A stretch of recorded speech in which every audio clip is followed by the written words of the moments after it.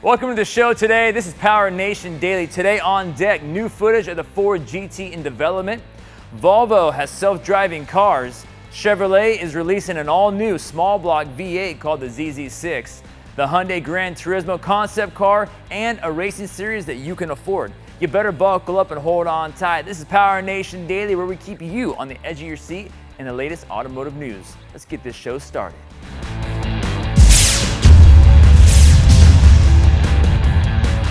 Welcome to the show, everybody. My name is Gannon Pritchard. Thanks for all the comments. There were some good ones in there. We definitely had us rolling and had some good questions. Hope we answered them for you. If you have any more questions, be sure to hit us up on PowerNationTV.com. Leave a comment and pass it along on Facebook.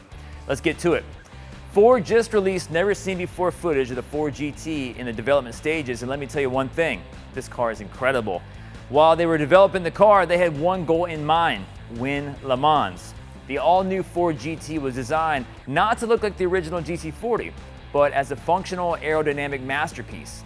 An active rear spoiler is key for both speed and driver input, reactively deploying and adjusting its height and/or its pitch angle depending on conditions. Now, the GT has a contemporary performance layout with rear-wheel drive and a mid-mounted engine, and it was stuffed with the most powerful EcoBoost production engine ever from Ford. A next-generation twin-turbocharged 3.5-liter EcoBoost V6 that's going to make over 600 horsepower. Now, if you're wondering, is that going to get it done? Trust me, it's going to get it done. The EcoBoost engine will be paired with a 7-speed dual-clutch transaxle for near instantaneous gear changes and exceptional driver control. The Ford GT will be available in 2016, and I cannot wait to see what this thing's going to do at Le Mans. Have you ever wondered how switching between driving your car yourself and then letting your car drive itself might look? Well, Volvo has revealed the new interface showing just how drivers will hand over the controls, to their own car. Sounds kind of crazy, right? Volvo named their system IntelliSafe Autopilot, and they designed it to be simple and intuitive. The autonomous mode is activated and deactivated with specially designed paddles on the steering wheel, similar to kind of how your cruise control works. When entering a route where autonomous driving is available, the car gives the driver a message that autopilot is ready. At the same time, the lights on the steering wheel paddles start to flash. The driver pulls back both handles simultaneously to engage autonomous mode. The lights on the paddles then change to a consistent green, and autopilot confirms that the driving and the supervision has been delegated to the car. When autonomous driving is no longer available, the driver is prompted to take over again. And at that point, a 60-second countdown will be displayed for the driver. If the driver for any reason doesn't use the paddles to regain control within the minute, the car will bring itself to a safe stop. I'm not sure how that safe is going to be on the freeway, but I guess that's what they say. Now, Volvo's new IntelliSafe Autopilot will be available for the first time on the 100 XC90s. It is making available for the Drive Me project in 2017. Following its use in Drive Me, the IntelliSafe Autopilot will then be introduced to the general public. If you know a thing or two about the good old American V8 engine, then you might know a thing or two about the Chevy small block V8. Production began back in 1954 for the 55 model, and ever since that time, Chevy never looked back. If you are a Chevy fan, especially of the small block, you will be happy to know that Chevy is continuing its heritage by updating its performance with a new engine called the ZZ6 Crate engine. It offers a modern twist to a classic Chevy small block 350. It uses an updated fast burn cylinder head technology with a beehive-style valve spring to achieve 405 horsepower and 405 foot-pounds of torque. Now, that's more power than any factory-produced 350 engine ever installed in a Chevrolet production vehicle. And it's also more power than any 350 small block crate engine in the past 27 years of the ZZ lineup. When does it become available? Well, we don't know that yet, but the availability of the ZZ6 engine kits will be announced at the SEMA show at a press conference by Chevrolet November 3rd of this year. So stay tuned right here on PowerNation Daily for the latest. Another major manufacturer has thrown their Vision Gran Turismo concept out there.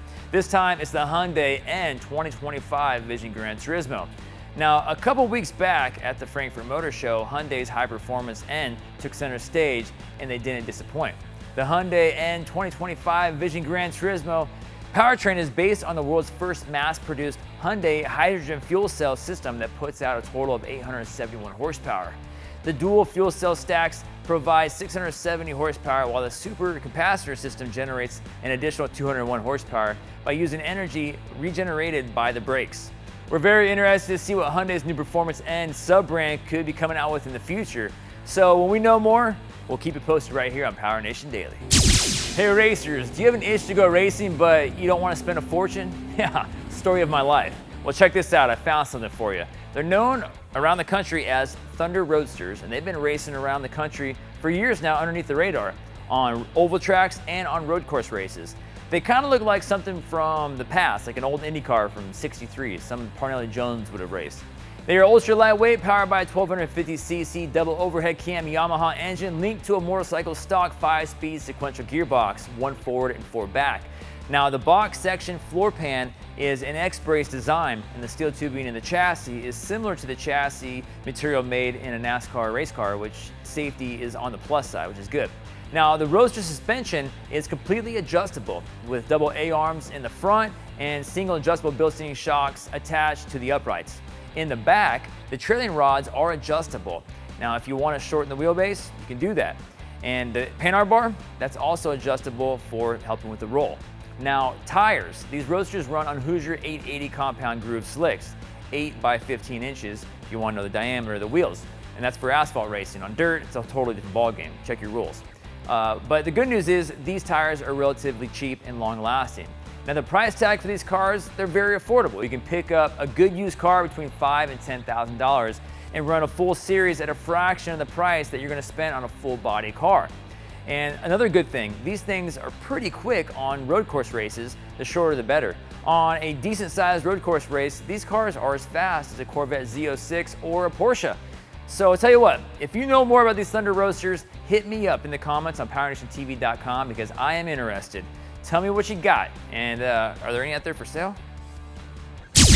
All right, everybody, thanks for hanging out with us here on PowerNation Daily. For more PND, stay tuned to PowerNationTV.com for the rest of automotive news and what you got going on. We're always here. We always got your back. Now, for more PowerNation on television, tune into CBS Sports on Saturday for all the PowerNation that you can handle, and on Sunday on Spike. My name's Gannon Pritchard. This is PowerNation Daily, and we'll see you for Top 5 Fastest Fails. See ya.